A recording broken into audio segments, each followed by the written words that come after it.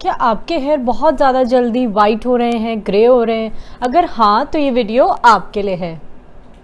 हम इस वीडियो में डिस्कस करेंगे कि जो हमारे हेयर है वो वाइट कैसे होते हैं, क्या कॉजेज़ हैं अगर हमें जल्दी ग्रेइंग या ज़्यादा जल्दी वाइट हेयर आने लग रहे हैं, क्या ट्रीटमेंट ऑप्शंस हैं हमारे पास, क्या हम रोक सकते हैं ग्रेइंग ऑफ हेयर को, और क्या अगर हम एक वाइट हेयर को प्लग करते हैं तो हमारे और ज़्यादा वाइट हेयर आने लग जाते हैं।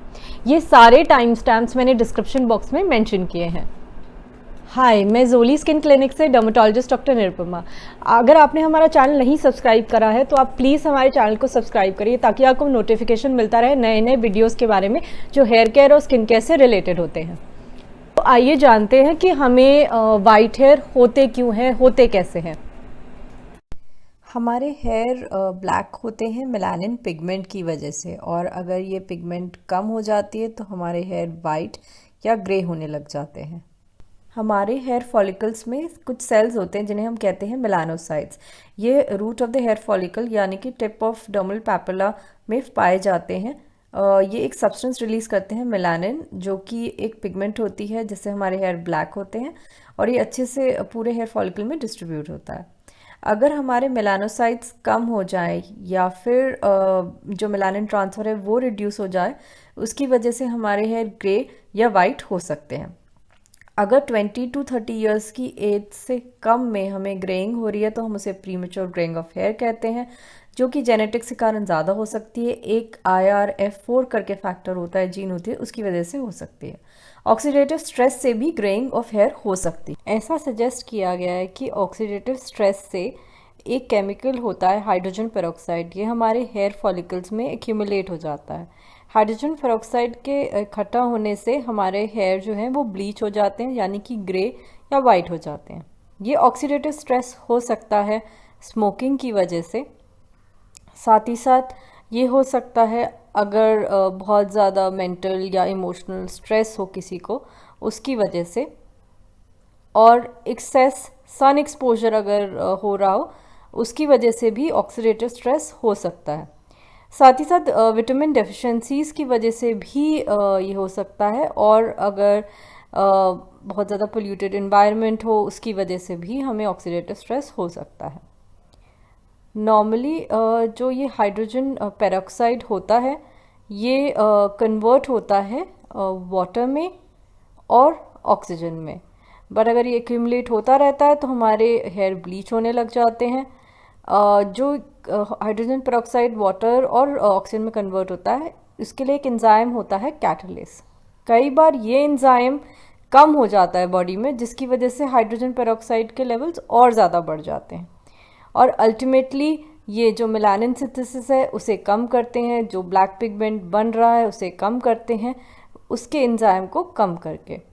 ये सब इम्पॉर्टेंट क्यों है, हमें जानना क्यों ज़रूरी है। हम एंटीऑक्सीडेंट्स ले सकते हैं जैसे vegetables, green leafy vegetables, tablets, fruits, इनमें एंटीऑक्सीडेंट्स होते हैं। साथ ही साथ कुछ मेडिसिन होती हैं जैसे सूडोकैटालेस, ये भी अल्टीमेटली ट्राई की जा सकती हैं वाइट हेयर की प्रॉब्लम के लिए। तो हमें ये समझना ज़रूरी है कि हमें ऑक्सीडेटिव स्ट्रेस कम करना है, हाइड्रोजन पेरोक्साइड जो बन रहा है हेयर में उसे कम करने के, ताकि हमारे हेयर ब्लैक।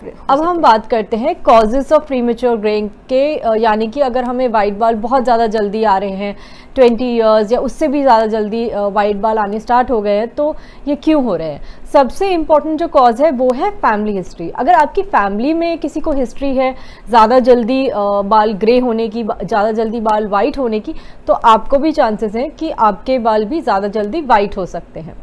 कुछ डेफिशिएंसीज के कारण भी हमारे हेयर ज़्यादा जल्दी ग्रे होने लग सकते हैं, जैसे कि विटामिन B12 डेफिशिएंसी के, आयरन, कॉपर, प्रोटीन डेफिशिएंसी, और कुछ स्टडीज़ में विटामिन D को भी माना गया है एक कॉज जल्दी ग्रेइंग होने का। इवन थायराइड हार्मोन के डिक्रीज होने से भी कई बार अर्ली ग्रेइंग ऑफ हेयर हो सकती है। स्मोकिंग ना सिर्फ हमारी बॉडी के लिए, लंग्स के लिए हार्मफुल होता है, बट एक स्टडी में ये भी देखा गया है कि जो स्मोकर्स होते हैं उनके 2.5 टाइम्स ज़्यादा चांसेस होते हैं as compared to non smokers early grey होने के बाल, मतलब 30 ईयर्स से भी पहले सफ़ेद बाल आने के। कुछ मेडिकल कंडीशंस होती हैं जैसे कि प्रोजेरिया, इसमें भी बाल जल्दी ग्रे होने लग जाते हैं। कुछ मेडिकेशंस का इंटेक करने से भी जल्दी ग्रेइंग ऑफ हेयर हो सकती है जैसे कि क्लोरोक्वीन। और एक कंडीशन होती है विटलाइगो, जिसमें हमारी बॉडी पे वाइट स्पॉट्स हो जाते हैं, हमारी बॉडी की कुछ कुछ एरियाज में पिगमेंटेशन कम हो जाता है। इस केस में भी कई बार ग्रेइंग ऑफ हेयर देखा गया है। काफ़ी लोग बोलते हैं कि स्ट्रेस की वजह से भी ग्रे हेयर होते हैं, वाइट हेयर होते हैं। स्ट्रेस की वजह से डेफिनेटली हेयर लॉस तो होता है, बट ये कहना थोड़ा सा मुश्किल है कि वाइट हेयर बढ़ जाते हैं। हालांकि हेयर लॉस जो होता है उसमें पिगमेंटेड हेयर का लॉस हो सकता है, जिसकी वजह से हमें लग सकता है हमारे वाइट बाल ज़्यादा बढ़ गए हैं, या पिगमेंटेड हेयर के लॉस से के बाद हमारे वाइट हेयर आ सकते हैं। बट कंक्लूसिवली कहना स्ट्रेस और वाइट हेयर का कोई बहुत मेजर रिलेशन है, थोड़ा सा मुश्किल है। अब हम डिस्कस करते हैं एक बहुत इंपॉर्टेंट क्वेश्चन के बारे में। क्या हम प्रीमेच्योर ग्रेइंग ऑफ हेयर को, क्या हम अपने बाल को वाइट होने से, ग्रे होने से रोक सकते हैं? कैसे हम इसे प्रिवेंट कर सकते हैं? अगर आपके हेयर वाइट हो रहे हैं बिकॉज ऑफ योर एज या फिर जेनेटिक्स की वजह से, फैमिली हिस्ट्री की वजह से, तो इन्हें रिवर्स करना बहुत मुश्किल है। बट अगर आपकी ग्रेइंग ऑफ हेयर या वाइट हेयर होना जो हो रहा है वो डेफिशिएंसीज के कारण हो रहा है, विटामिन डेफिशिएंसीज के कारण हो रहा है, या फिर कुछ ट्रीटेबल मेडिकल कंडीशंस की वजह से हो रहा है, तो हम डेफिनेटली इसे इम्प्रूव कर सकते हैं। हम क्या कर सकते हैं? हम एंटीऑक्सीडेंट रिच डाइट ले सकते हैं जिसमें ग्रीन लीफी वेजिटेबल्स हों, फ्रूट्स हों, स्मोकिंग को क्विट कर सकते हैं। साथ ही साथ विटामिन B12 रिच फूड ले सकते हैं। कॉपर डेफिशिएंसीज की वजह से भी देखा गया है कि प्रीमेच्योर और ग्रेइंग ऑफ हेयर होती है, तो हम कॉपर रिच फूड ले सकते हैं जैसे कि आलमंड्स, डार्क चॉकलेट और दाल। ग्रे हेयर पे काफ़ी रिसर्च हुई है, बट कोई एक ट्रीटमेंट मोडालिटी जो बहुत ज़्यादा इफेक्टिव हो अभी तक हम नहीं डेवलप कर पाए हैं।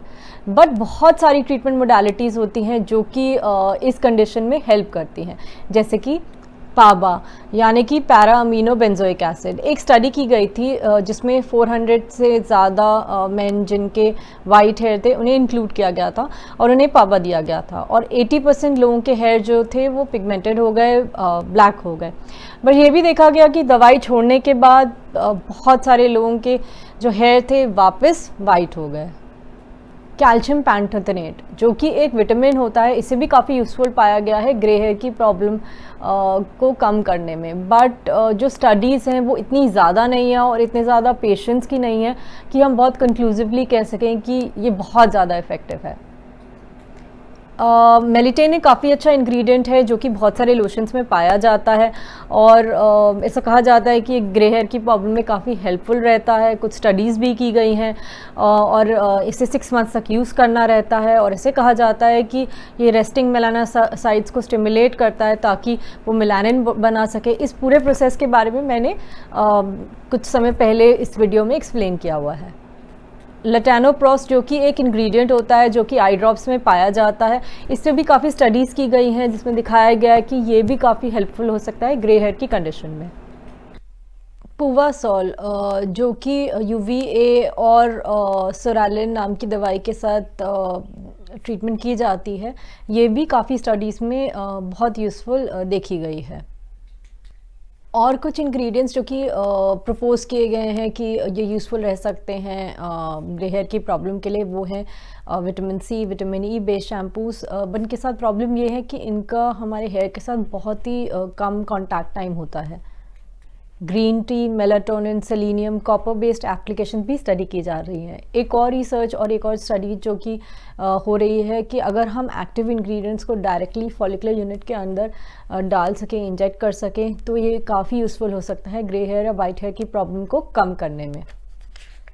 अब हम बात करते हैं हेयर कलर या हेयर डाइज के बारे में। बहुत बार हम हेयर डाइज इस्तेमाल करते हैं अपनी वाइट हेयर की प्रॉब्लम के लिए, और जो भी कोई एडवर्टाइज डाई होती है वो हम यूज़ करने लग जाते हैं, ये जाने बिना कि हमारी प्रॉब्लम के लिए, हमारे हेयर के लिए बेस्ट हेयर डाई या बेस्ट हेयर कलर कौन सा रहेगा।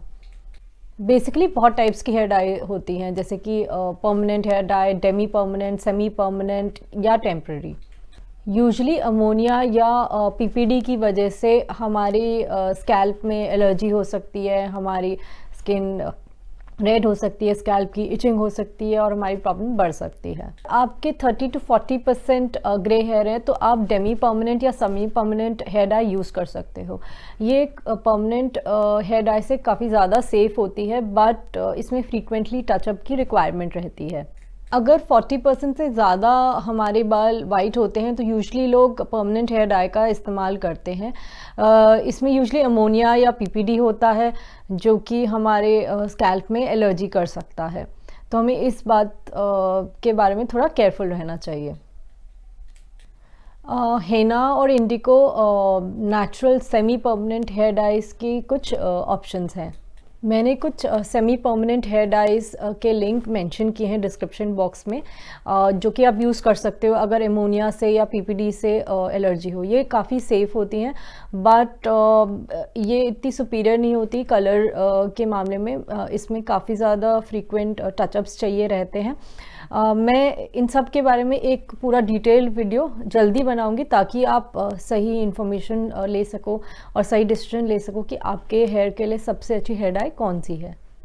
अब लास्ट में एक इम्पॉर्टेंट क्वेश्चन, क्या ग्रे हेयर प्लग करने से, वाइट हेयर प्लग करने से और ज़्यादा वाइट हेयर बनने लग जाते हैं? नहीं, ऐसा नहीं है। ग्रे हेयर प्लग करने से ऐसा नहीं होता कि वाइट हेयर बढ़ते हैं, ग्रे हेयर बढ़ते हैं। बल्कि कुछ स्टडीज़ में ये भी दिखाया गया है कि हम ग्रे हेयर वर्जन कर सकते हैं दवाई के साथ साथ, बट हम ये नहीं चाहते कि हम हेयर को पुल करें, हेयर फॉलिकुलर डैमेज हो, ये हम बिल्कुल नहीं चाहते। सो आई होप आपको ये वीडियो पसंद आया हो। अगर हाँ तो प्लीज़ आप इस वीडियो को लाइक कीजिए, शेयर कीजिए, और अगर आपकी कोई क्वेरी या कंसर्न है इस वीडियो से रिलेटेड या आप किसी और चीज़ के बारे में चाहते हैं कि हम वीडियो बनाएं, आप प्लीज़ उसे कमेंट बॉक्स में लिख सकते हैं। और अगर आपने हमारा चैनल नहीं सब्सक्राइब किया तो आप हमारे चैनल को सब्सक्राइब कर सकते हैं, बेल आइकन को प्रेस कर सकते हैं ताकि आपको नोटिफिकेशन मिलता रहे नए नए वीडियोज़ के बारे में। Thank you for watching.